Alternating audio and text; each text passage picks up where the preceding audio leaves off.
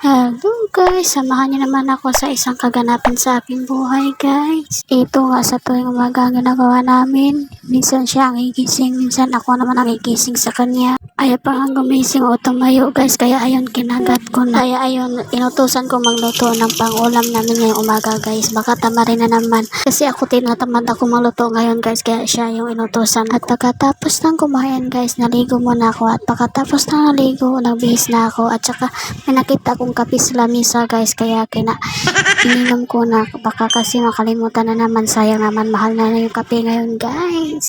Sa buhok ko talaga ako nahirapan guys, kasi sobrang kulutan niya. Kailangan niya ito talaga i-reban, pero wala pa akong budget niya. Wala pa akong budget niyan guys, kaya pinag-iipunan ko pa yan guys. Ayan guys, tamang kaartihan lang yung ginagawa ko guys. Lipstick at kilay lang yung po yung nilalagay ko sa mukha guys, kasi hindi ako pwede ng ibang ilagay sa mukha na mga kolorete guys. At ilang brand na rin yung tinatry ko guys. Lahat ng pang skincare sa mukha guys, hindi talaga pwede sa mukha ko kasi nangangati po ako guys. Iwan ko ba itong mukha ko guys, pang mahirap lang yata ito.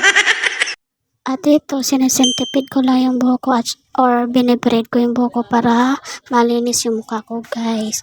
At pagkarating ko sa trabaho guys, pinapa-activate ko tong signal at satellite na box guys, para pag may bibili guys, ready to go na siya guys. Slow na lang yung kulang kasi activated na po siya guys. Ang glow blessing.